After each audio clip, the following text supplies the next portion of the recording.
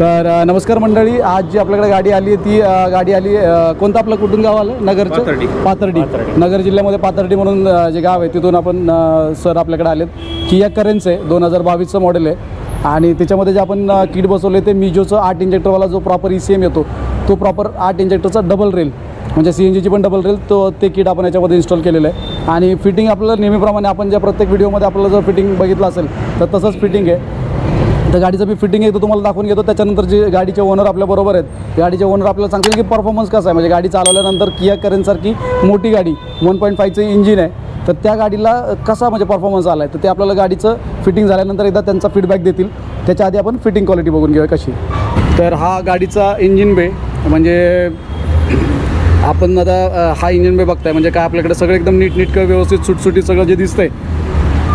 तर आपण सुरुवात आता फिलिंग वॉलकडनं करू. या ठिकाणी फिलिंग वॉल बसवलं आहे आणि फिलिंग वॉलची पायपिंग जर आपण बघितले फिलिंग वॉलकडून रेड्युसरकडे जाणार आहे तर तिथून आपण सुरुवात करू. तर या प्रकारे इकडनं पाठीमागे गेली आहे व्यवस्थित. तिला आखीव रेखीव पद्धतीने त्याला त्याचं बेंड जे केलं आहे ते केलं आहे. त्याच्यानंतर ECM या ठिकाणी लावला आहे. या ठिकाणी टाय क्लिप मारले तो व्हायब्रेशन वगैरे होऊ नये पण त्याच्यासाठी आपण जो पाठीमागं ब्रॅकेट बनवलं आहे प्रॉपर, तर इथून आपण ब्रॅकेट बघू शकतो. तर या ठिकाणी ब्रॅकेट बनवलं तो हलत नाही, एकदम प्रॉपर व्यवस्थित फिट झाला आहे. त्याच्यानंतर आपण इथं लॅपटॉपचा कनेक्टर, त्याच्यानंतर हे बॅटरीचं आपल्या बॅटरीचे जे आहेत टर्मिनलचे बॅटरी टर्मिनलची वायरिंग ही सगळे आहे.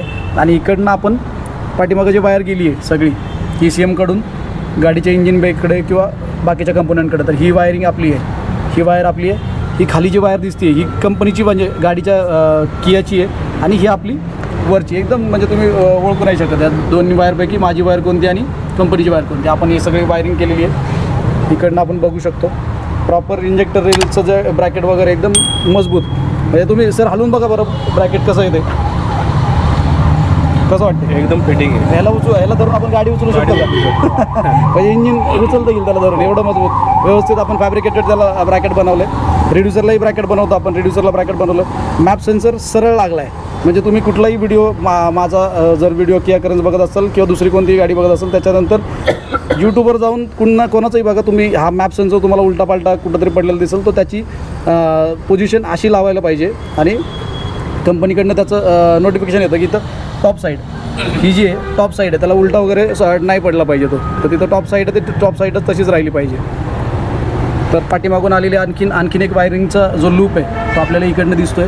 तो असा इकडनं येऊन पाठीमागून आला आहे आणि असा ECMकडे इकडनं येऊन आपल्याकडं जे कंपोनेंट आहे आपले सोलनाईट वॉल आहे, त्याच्यानंतर प्रेशर गेज आहे, मॅप सेन्सर, याची जी वायरिंग आहे तर त्या लूपमधून आलेली आहे.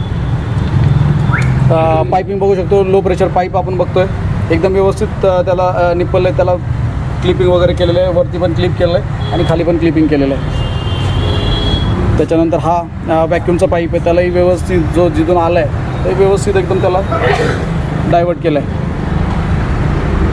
पाठीमागं जाणारी वायरिंग जर बघितली आपण तर या ठिकाणी त्याचं बघा प्रोसेस एकदम व्यवस्थित कट टू कट त्याला बेंडिंग केलं आहे आणि पाठीमागून तो असा इकडनं खाली पेट्रोल लाईनच्या बाजूने पाठीमागं टँककडे गेलेला आहे. तर अशा प्रकारे हा फ्रंटचा जो पार्ट आहे तो झालेला आहे.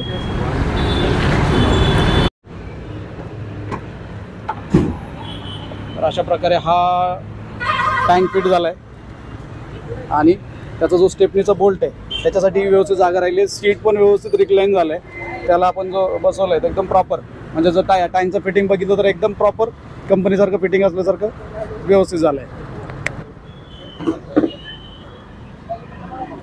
तर गाडीचं आपलं आता फिटिंग बघून झाली आहे. फिटिंग बघितल्यानंतर आता आपल्या गाडीचे जे ओनर आहेत ते गाडी आपल्याबरोबर आहेत, त्यांनी गाडी चालवली म्हणजे आपण टोटल मला वाटतं एक 20 किलोमीटर गाडी आपण चालवली आहे सगळी.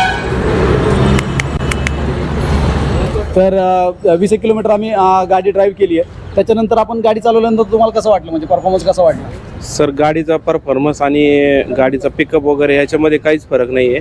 आणि मी जे अनुभव घेतला आहे गाडीचा, मी जवळपास 6 महिन्यापासून गाडी CNG करण्यासाठी सर्च करत होतो यूट्यूबला.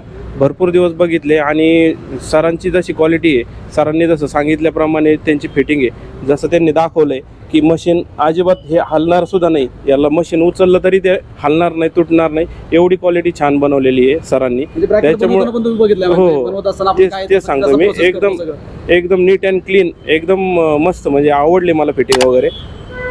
चालेल. रेफर करतो त्यांना. म्हणजे परफॉर्मन्स एकदम बेस्ट आहे. एकदम म्हणजे best आहे. तुम्ही मला जेव्हा चालवताना म्हणलं की परफॉर्मन्स कळतच नाही कळतच गाडीचं, नाही गाडी पेट्रोलवर चालली का सीएनजीवर चालली. सीएनजीवर चालली असेल. तर गाडीचा परफॉर्मन्स एकदम बेस्ट आलाय. अशा प्रकारे गाडीची फिटिंग झाली आहे. धन्यवाद.